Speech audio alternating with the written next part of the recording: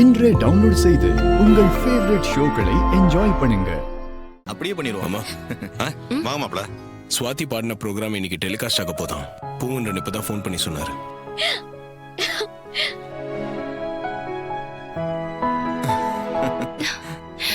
என்ன சொல்றீங்க? இன்னைக்கு டெலிகாஸ்ட் ஆக போதா? ஆமா ஸ்வாதி, இன்னும் கொஞ்ச நேரத்துல டெலிகாஸ்ட் ஆயிடும். ஸ்வாதி பாடுறத வீட்ல இருந்தா பாத்துருக்கலாம். நாம இப்ப மண்டபத்துல ஃபங்க்ஷன்ல இருக்கோம்.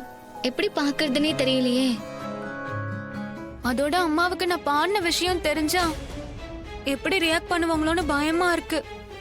பயப்படாத ஸ்வாதி, இன்னைக்கு எல்லாரும் கூட சேர்ந்து அத்தையும் ப்ரோக்ராம பார்க்கட்டும். கண்டிப்பா இங்க எல்லாருமே உன்னை பாராட்டுவாங்க. அத்தை மனசும் மாறும். ஐயோ மாமா, என்ன சொல்றீங்க? அம்மா பார்த்தாங்கன்னா அவ்வளவுதான். அதை நான் பாத்துக்கிறேன், நீ தைரியமா இரு. மாப்ள, எனக்கு என்னமோ இது தேவையில்லாத ரிஸ்க் எடுக்கிறோமோன்னு தோணுது. மண்டபத்தில் வச்சு ஏதாவது பிரச்சனை ஆயிடுச்சுன்னா என்ன பண்றது? இல்ல மாமா, இன்னும் எத்தனை நாளைக்கு தான் இந்த விஷயத்தை மறைக்க முடியும்? டிவியில் இது டெலிகாஸ்ட் ஆச்சுன்னா உலகம் பூரா எல்லாரும் பார்ப்பாங்க. அத்தைக்கு தெரிஞ்சவங்க சொந்தக்காரங்கன்னு யாராவது பார்த்துட்டு வந்து இது அவங்ககிட்ட சொல்லிட்டாங்கன்னா கண்டிப்பா அவங்க கோபப்பட தான் செய்வாங்க. அதுக்கு முன்னாடி நாமளே அவங்ககிட்ட விஷயத்த சொல்லி சமாதானப்படுத்த ட்ரை பண்ணலாம்ல.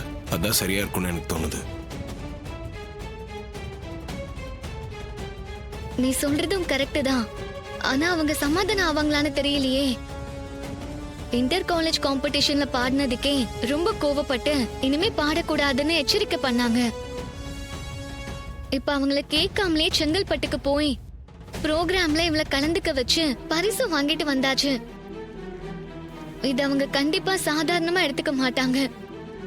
நம்ம மேல கோவப்படுவாங்க. கண்டிப்பா கோவப்பட தான் செய்வாங்க. அவங்களுக்கு நாம தான் எடுத்து சொல்லி புரிய வைக்கணும். அவங்க புரிஞ்சுப்பாங்கன்னு எனக்கு நம்பிக்கை இருக்கு.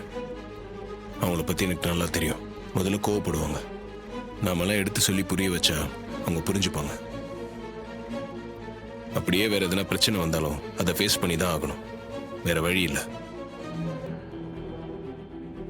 எங்க சொல்லு சார். மண்டபத்தை ஆள்கிட்ட பேசி இந்த ப்ரோக்ராம் இங்க டிவியில பாக்குற மாதிரி பண்ணுங்களேன்.